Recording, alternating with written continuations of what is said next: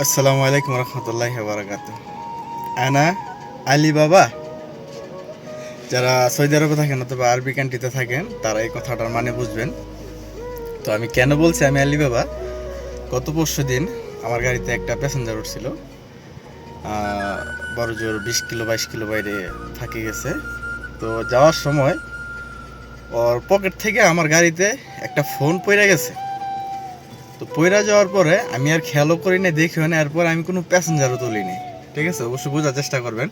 ও আমাকে ডিরেক্টলি চোর বলছে। ঠিক আছে, যারা আরবি বুঝেন তো বুঝছেনি প্রথম, আর যারা বাংলাতে অথবা আলিবাবার মানে কি আমি বুঝাইলাম, মানে আমার ডিরেক্টলি ওই চোর বলছে অথবা আমারে চোর সাব্যস্ত করছে।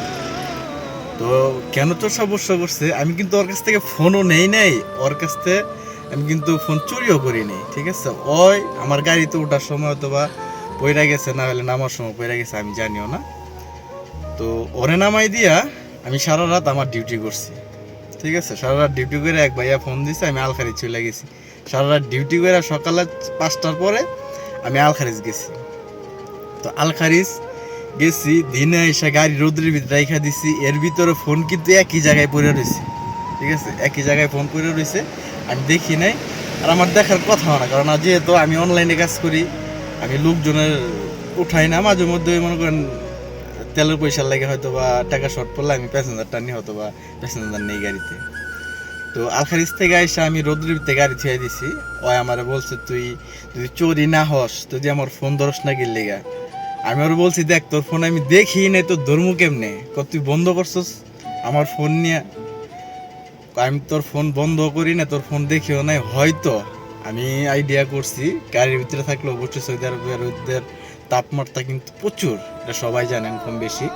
আমার মনে হয় গরম হইতে হইতে ফোনটা মনে হয় বন্ধ হয়ে গেছে, আমি সঠিক হইতে পারি না, বাদ বাকিটা উপরালা ভালো জানে। তো এর ওই দিন ছিল শুক্রবার, সকালবেলা আমি আমার সাদিকরে আলখারিজ থেকে না বাথা উঠাই দিছি।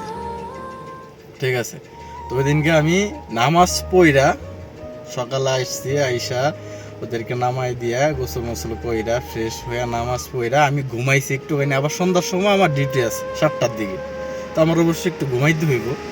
তো এর ভিতরে আমি যখন ঘুমাইছি নামাজ পড়ে, এর ভিতরে অনেক ফোন দিছে, অনেক মেসেজ দিছে, অনেক ভয়েস দিছে।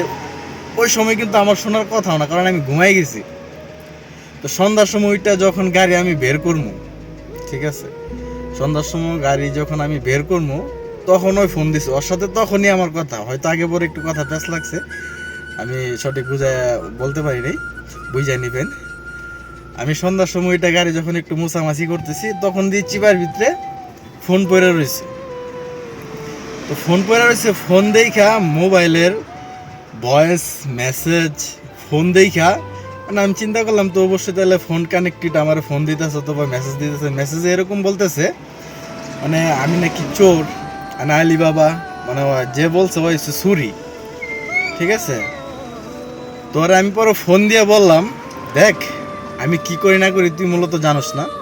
তো তুই আমার অনেকগুলো ভয়েস দিছস, মেসেজ দিছস, ঠিক আছে, কিন্তু আমি যে শুনবো ওইরকম আমার কাছে সুযোগ ছিল না। ঠিক আছে, তুই যখন ফোন দিয়েছিস আমি ঘুমাইছিলাম, আমি অনেক ব্যস্ত ছিলাম, অনেক কাজের ভিতরে ছিলাম।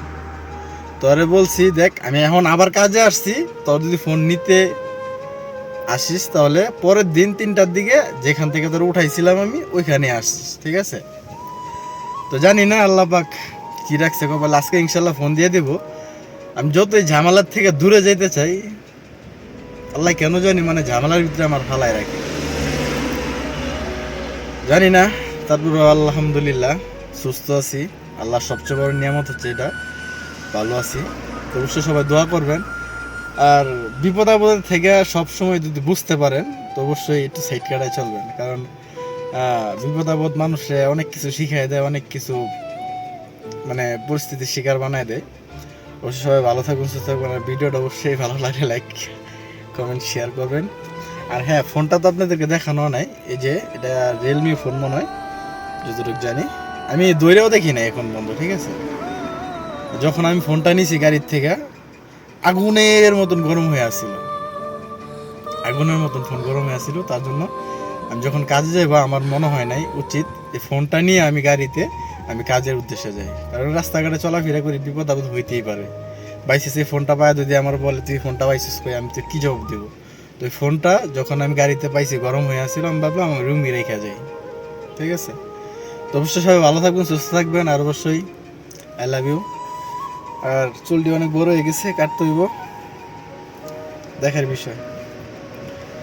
আল্লাহ হাফেজ, love you all guys, bye by.